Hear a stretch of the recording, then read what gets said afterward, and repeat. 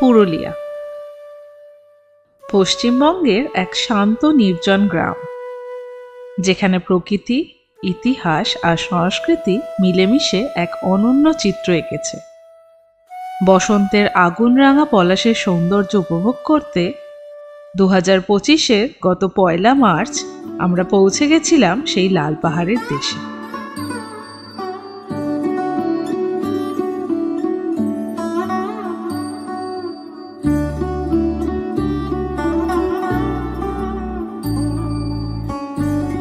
তখন ভোর 4:30।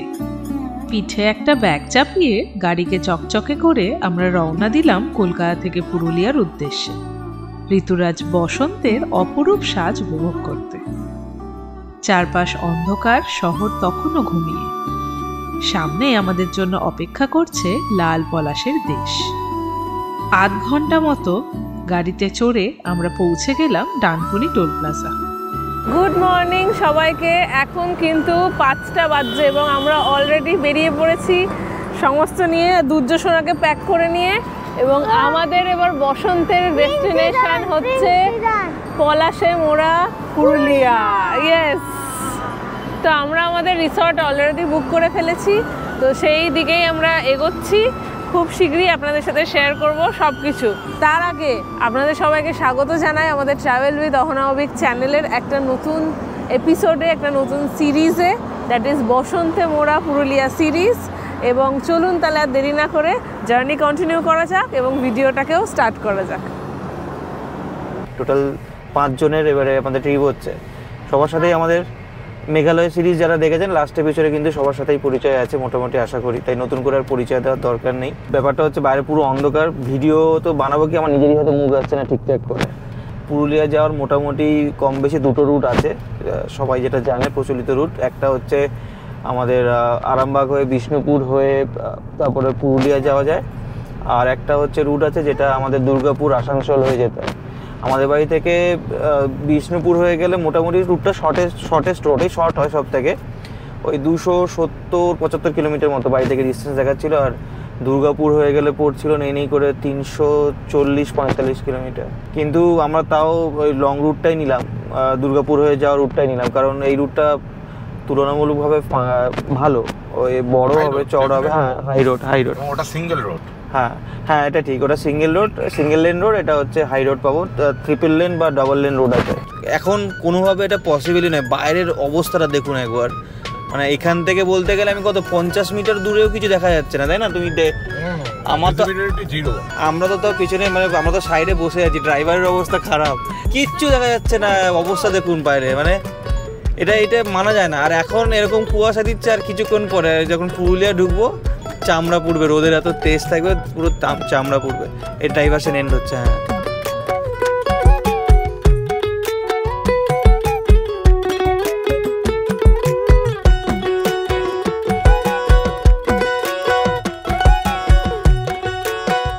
বাইরে এবার একটু আলো ফুটেছে, আলো ফুটতে তাই আলো ফুটতে কি হয়েছে, রাস্তা কিন্তু কুয়াশার এখনো পর্যন্ত কোনো নেই, কুয়াশা সেমই চলছে। লাস্ট কত 30 মিনিট মতো হয়ে গেল এরকমই সেম কুয়াশার মধ্যে দিয়ে আমাদের গাড়ি চলছে আর কি। কিন্তু যেহেতু বাইরে একটু আলোটা ফুটেছে, তাও একটু চালাতে সুবিধা হচ্ছে, তাই না? সূর্যটা উঠলে হয়তো এই কুয়াশাটা কাটবে মনে হয়। আগে তো 50 মিটার বলছিল, এখন তোমার 10-20 মিটার পরেও দেখা যাচ্ছে না, এত অবস্থা খারাপ। এটা কি শুরু হয়েছে?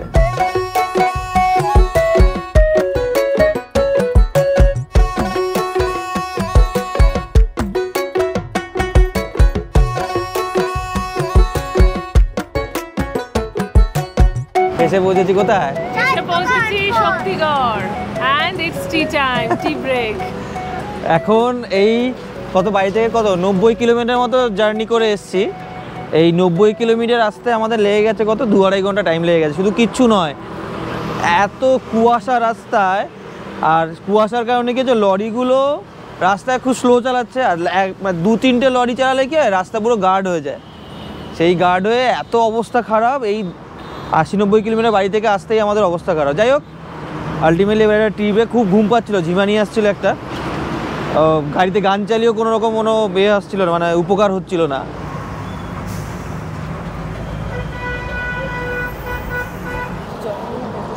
জগন্নাথ তাও মাথা কাটবে, ট্রেনে তাই খা, যখন ওটাই খা, স্বাদ ভালো না, একদমই ভালো না।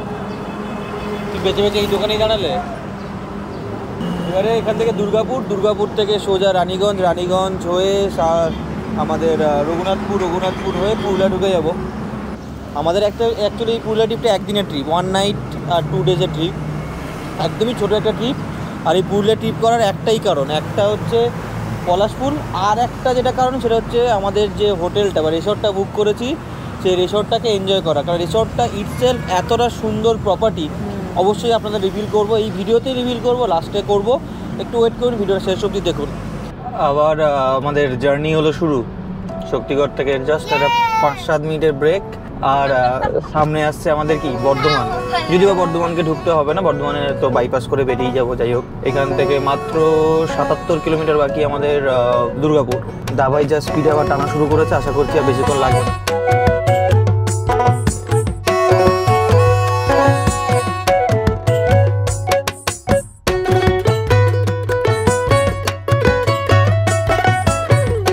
লাস্ট ইয়ার এই ফেব্রুয়ারির মাঝামাঝি অলরেডি কিন্তু আমরা পুরুলিয়া ট্রিপ করা আছে, ওই পুরুলিয়া করেছিলাম আমরা। গড়পঞ্চকোট থেকে শুরু করে বরন্তি লেক, তারপরে হোল অযোধ্যা সার্কিটটা, তারপর মুরুগুমা সার্কিট, সবগুলো করা আছে। ওটা দেখতে হলে আমাদের চ্যানেলে পেয়ে যাবেন, সমস্ত সাইট সিনগুলো করা আছে আমাদের। তাই এবারে আমাদের টার্গেট কিন্তু সাইট সিনের নয়। লাস্ট ইয়ারে যেটা আমাদের মিসিং ছিল সেটা হচ্ছে পলাশফুল। আমরা যে সময় এসেছিলাম পলাশফুল হালকা একদম 20 সবে ফোটা শুরু করেছিল, ফুলও পুরো একদমই ফুল ফোটেনি। তো সেই শখটা মেটাতে, সেই মিসিং পার্টটাকে আবার জুড়তে এইবারের ট্রিপটা আমরা করেছি। এই প্রথম আমরা কিন্তু রোড ট্রিপ করছি বাই কার। আমরা গাড়িতে করেছি, কিন্তু যখন ট্রেনে করে গেছি, তারপরে সাইট সিন করার জন্য গাড়ি করেছি, কিন্তু এই প্রথম বাড়ি থেকে পুরো টোটাল জার্নিটা হবে বাই কার কিন্তু প্রথমে। তাই একটু ইউজ টু নয়, হ্যাবিচুয়েটেড নয় আমি এই গাড়ির ব্লগিং করার জন্য। নিজেদের মধ্যে হাসি ঠাট্টা, মজা মশকরা আর ছোটখাটো খুনসুটির মধ্যে দিয়ে শহর পেরিয়ে আমরা এগিয়ে চলেছি পাহাড় আর প্রকৃতির টানে। যতই পুরুলিয়ার দিকে এগোচ্ছি ততই বদলে যাচ্ছে চারপাশের দৃশ্য। কংক্রিটের ধূসরতা মিলিয়ে গিয়ে জায়গা করে নিচ্ছে সবুজের আবরণ, আর রাস্তার দুপাশে চোখে পড়ছে লাল টকটকে পলাশ ফুল। একবার দেখলেই মন ভরে যায়। ওই দূরে বেশ কয়েকটা গাছে দেখতে পাচ্ছি পলাশ ফুল হয়েছে, এখন তো গাছ ঢাকা পড়ে গেল। শুধু এখানে নয়, মোটামুটি অনেকগুলো গাছে, আসার পথে বেশ কিছু গাছে দেখলাম, দিল পুরো খুশি। এই সাবাস, এখানে কতগুলো দেখো, এই দেখো, উরি বাপ রে বাপ, কত হয়েছে পলাশ ফুল। এই যে সামনে আসছে, সামনেই তো। এখনো তো সবে শুরু, এটা জাস্ট একটা বড় আইসবার্গের একটা টিপ, জাস্ট একটা টিপ। রোদ ভালো মতোই বেরিয়ে গেছে, এবার 3 লেন হাইওয়ে হয়ে যাতে রাস্তাটাও পুরো ক্লিয়ার। এখন দাবাই শো করে টানছে পুরো একদম। চলে এসছি আলটিমেটলি দুর্গাপুর। এখন কটা বাজে গো? 8:40 বাজে। তাহলে কতক্ষণ লাগলো? তাহলে 4:30 বেরিয়েছিলাম, তখন এখান থেকে আসতে দুর্গাপুর ঢুকতেই আমাদের বলে গেলো 4 ঘন্টা মতো লেগে গেলো, প্রায় 4 ঘন্টা 10 মিনিট মতো, শুধু কুয়াশার জন্য আর লরির জন্য। যাই হোক, আর এইখান থেকে দুর্গাপুর থেকে সামনে আসছে অন্ডাল। এখান থেকে বেশি নয়, 15-16 কিলোমিটার ডিস্টেন্স। তারপর অন্ডালের পরে আরও 12-13 কিলোমিটার মতো গেলে পড়বে হচ্ছে আমাদের রানীগঞ্জ থেকে আমাদের নিতে হবে লেফট টার্ন রঘুনাথপুরের দিকে। রঘুনাথপুর হয়ে আমরা চলে যাব পুরুলিয়া। সব থেকে ইন্টারেস্টিং ব্যাপার হচ্ছে পাশ দিয়ে আমরা কিন্তু এই কন্টিনিউয়াসলি NH-19 যখন থেকে চলছে, বর্ধমান থেকে বলতে পারেন, আমাদের কিন্তু পাশে, একদম পাশে আছে দামোদর নদ। এখানে হয়তো দেখা যাচ্ছে না, এতটাও কাছে নয় আমরা, তবে কিছুক্ষণ পরেই আমরা রানীগঞ্জ থেকে যখন বাঁ দিকে ঢুকবো, ক্রস করবো দামোদর নদ, আমি দেখাবো।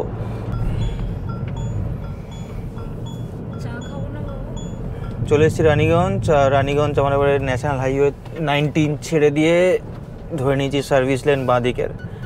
এবার আর কিছুক্ষণ মধ্যেই বাঁ দিকে চলে যেতে হবে, রানীগঞ্জ থেকে বাঁ দিকে ঢুকে যাবো। কি জায়গার নাম কি? শিয়ারশোল। এখান থেকে লেফট। যাক, এখান থেকে রঘুনাথপুর বেশি না, রঘুনাথপুর মাত্র আর 58 কিলোমিটার। আর ধরে নিলাম এখন কিন্তু চালু হয়ে গেল সিঙ্গেল লেন চালু, মানে এবার একটু টাইম দাবাইয়ের খাবে কি, তাই তো? একদম। যে স্পিডটা ছিল এবার স্পিড কমবে, এবারে ওই 50-60-এ নেমে চলে আসতে হবে, 60-70, এর থেকে বেশি তোলা সম্ভবই না।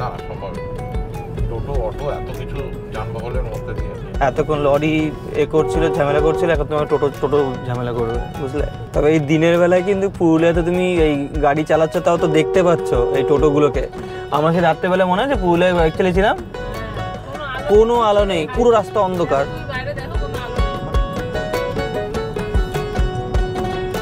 কথা বলতে বলতে চলে আসলাম এই আমাদের দামোদর নদ, সামনেই আছে।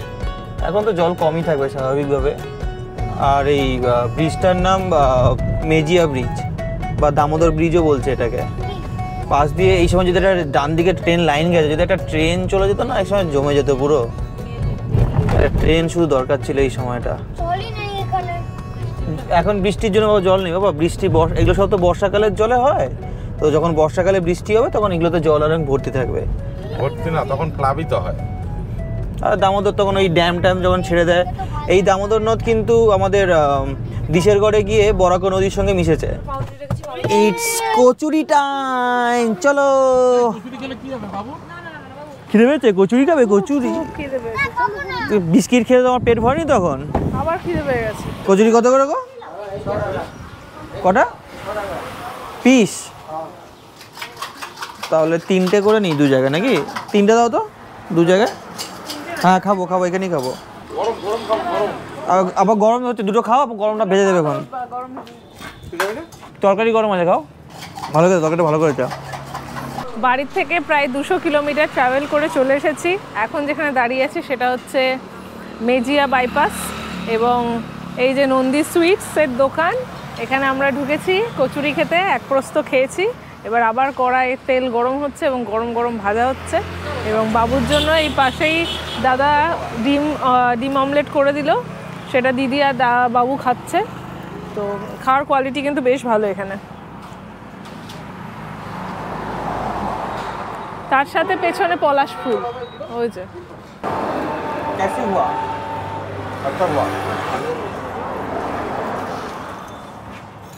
সুন্দর একটা ব্রেকফাস্ট হলো আর ব্রেক হলো। বাইরের দিকে কিন্তু, পেছনের দিকে কিন্তু হাওয়া যাচ্ছে, দেখে নাও। আমাদের মোটামুটি আজকের বেশ হেলদি হলো। হেলদি তো নয়, আমি তুই তো হেলদি খেলি না। লাস্ট টাইম ওটা খেয়েছি, মানে আমি একটু হেলদি খেয়ে নিয়েছি, তোদের ভাগ থেকে এটা খেয়েছি। আমি আনহেলদি আর হেলদি মিশিয়ে খেয়েছি, আর এরা পুরো হেলদি আনহেলদি খেয়েছে। যেটা শুট হবে সেটাই হেলদি, যেটা শুট হবে না সেটাই আনহেলদি। তো আবার লাস্টে জিলেপি খেয়েছো আবার দুজনে মিলে? শুট হয়ে গেছে? কোথায় শুরু হয়েছে? পেটের নিচে, তলপেটে। এখান থেকে মোটামুটি আর আমাদের রিসর্ট দেখাচ্ছে 136 কিলোমিটার মতো বাকি, আর গুগলের টাইম দেখাচ্ছে 3.5 ঘন্টা। পুরুলিয়ার কাছাকাছি আসতেই পরিবেশ পুরো বদলে গেল। পাহাড় আর গাছপালার মধ্যে দিয়ে রাস্তা চলে গেছে, আর চারপাশে লাল পলাশের মন মাতানো সৌন্দর্য। এই রূপ বোঝানোর জন্য শুধু ক্যামেরা যথেষ্ট নয়, এখানে এসে অনুভব করতে হয়।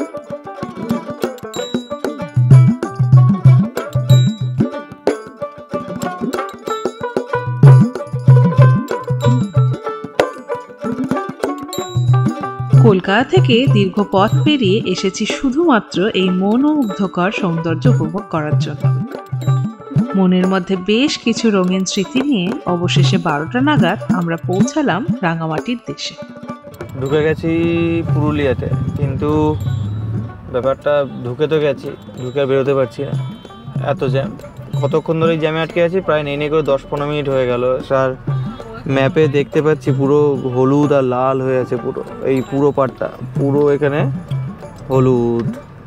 যাই হোক, আর কিছু করার নেই, এখান থেকে বেরিয়ে গেলে আর কোনো সমস্যা নেই। একটু পরেই আর্লি হয়তো 1 কিলোমিটার বা 900 মিটার মতো একটু কষ্ট করতে হবে, তারপরে এই জ্যাম থেকে বেরিয়ে গেলে বাঘমুন্ডি পুরুলিয়া রোডটা ধরলেই ব্যাস শান্তি। শেষমেশ শহরের জ্যাম পেরিয়ে আবার মসৃণ ফাঁকা রাস্তায় ছুটে চল। আমাদের আজকের আস্তানা মাঠা পাহাড়ের কাছে একটি সুন্দর রিসর্ট। গাড়িতে বাজছে মন ভালো করা গান, আর আমরা সবাই মিলে হইচই করতে করতে এগিয়ে চলেছি রিসর্টের উদ্দেশ্যে।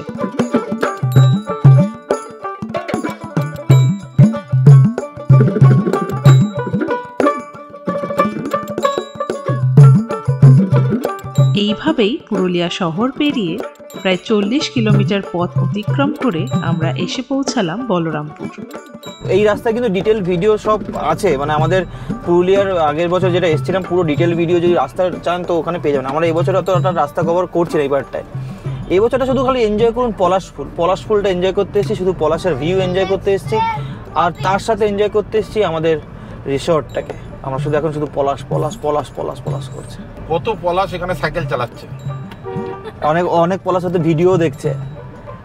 হ্যাঁ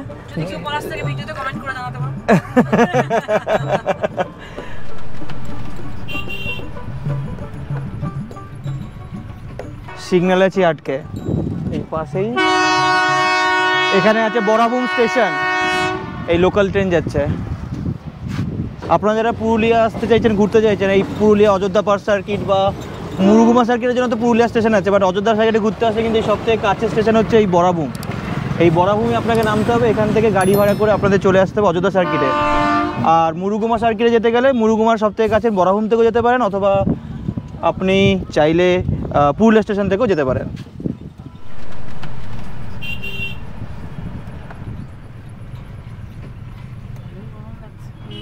পেয়েছি দেখা পলাশ বন, ছোট্ট ছোট্ট, এই ছোট্টর মধ্যে খুব সুন্দর। দেখুন এক্সাইটমেন্ট দেখুন সবার মধ্যে। বাবা কেমন দেখছি?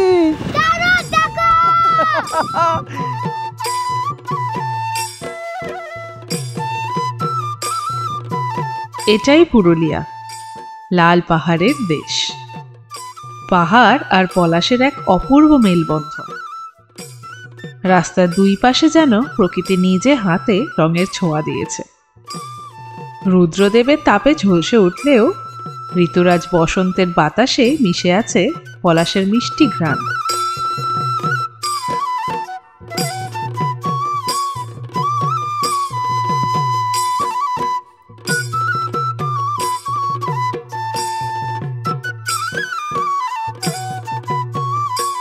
বসন্তের ছোঁয়ায় নতুন রঙে সেজেছে পুরুলিয়ার শাল পিয়ালের গভীর জঙ্গল।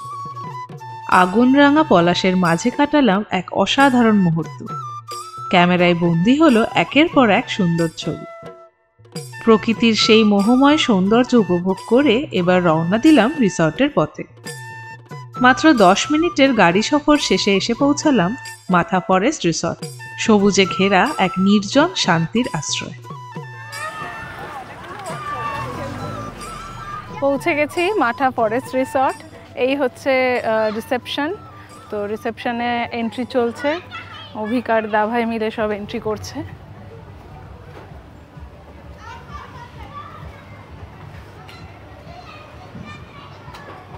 আর ঢুকতে না ঢুকতেই পেয়ে গেছে ওয়েলকাম ড্রিঙ্ক,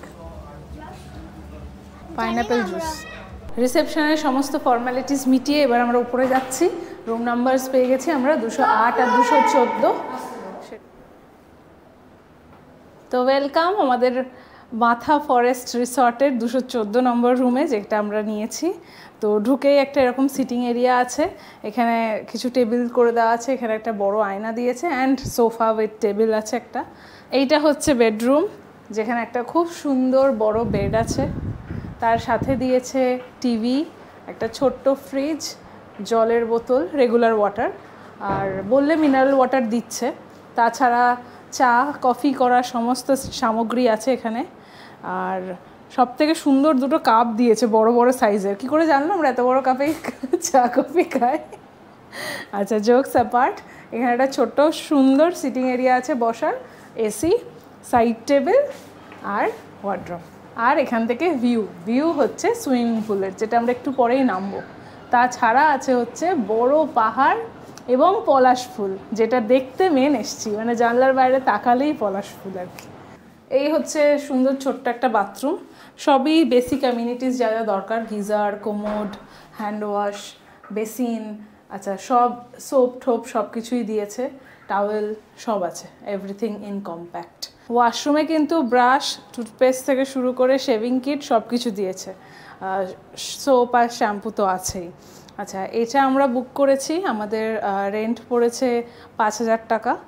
আর বাইরে টেন্ট কটেজ আছে, টেন্টের মতো বাট কটেজ। তো টেন্ট কটেজগুলো কিন্তু 4,000 টাকা করে রেট, আর এই রুম পড়েছে আমাদের 5,000 টাকা। প্রসঙ্গত বলে রাখি, এই 5,000 টাকার মধ্যে কিন্তু আমাদের ব্রেকফাস্ট ইনক্লুডেড আছে, যেটা আমরা কাল সকালে পাবো। এছাড়াও যেটা সব থেকে আমার মানে খুব মন ছুঁয়ে গেছে আর কি, সেটা হচ্ছে সন্ধেবেলা আমাদের কমপ্লিমেন্টারি ছৌ নাচ প্রদর্শনী আছে। এটা 208 নম্বর রুম, যেটাই দিদিরা আছে। তো এদেরও মোটামুটি সব ফেসিলিটিস একই, যেরকম আমরা যেরকম আমাদের রুমে দেখলেন, কিন্তু এখানে আরও সুন্দর হচ্ছে ভিউটা। আসুন, এখান থেকে পুরো রিসর্টটা দেখা যাচ্ছে, আর পলাশ ফুল, আর অফকোর্স মাঠা পাহাড় দেখা যাচ্ছে। চারপাশে শুধু লাল পলাশের সমারোহ। পুরুলিয়া ভ্রমণের আদর্শ সময় হলো শীতকাল, অর্থাৎ নভেম্বর থেকে ফেব্রুয়ারি মাস, ও বসন্তকাল, ফেব্রুয়ারি মাস থেকে মার্চ মাস, যখন পলাশ ফুলে রঙিন হয়ে ওঠে গোটা এলাকা, আর আবহাওয়াও থাকে আরামদায়ক। মাঠা ফরেস্ট রিসর্ট শুধু থাকার জন্য নয়, বরং প্রকৃতির মাঝে ডুবে গিয়ে নিজেকে নতুন করে খুঁজে পাওয়ার এক অসাধারণ ঠিকানা। সামনে দাঁড়িয়ে থাকা সুউচ্চ মাঠা পাহাড় যেন হাতছানি দিয়ে ডাকছে নতুন অ্যাডভেঞ্চারের। পরের ভিডিওতে এই মাঠা পাহাড়ে ট্রেকিংয়ের রোমাঞ্চকর অভিজ্ঞতা আপনাদের সাথে তুলে ধরব। তো আমরা তো এখানে খুব সুন্দর একটা জায়গায় আছি এবং মন আনন্দ দেওয়ার মতো অ্যারেঞ্জমেন্টস এখানে পেয়েছি। তো আপনাদের আমাদের জার্নি এবং ভিডিও কেমন লাগলো অবশ্যই কমেন্ট করে জানাবেন। আমাদের কলকাতা থেকে পুরুলিয়া বাই রোড আসার যে জার্নিটা, সেটা কেমন লাগলো অবশ্যই কমেন্ট করে জানাবেন। এর পরের এপিসোডে আমরা শেয়ার করব এখানে কাটানো আরও কিছু মুহূর্ত। এই ভিডিওর ডেসক্রিপশানে কিন্তু এই হোটেল বুকিং ডিটেলস দেওয়া থাকবে, তো আপনারা চাইলে সেখান থেকে বুক করতে পারেন। তো আজকে এতটাই, আসি তাহলে, টাটা, ভালো থাকবেন, সুস্থ থাকবেন, দেখা হচ্ছে পরের এপিসোডে।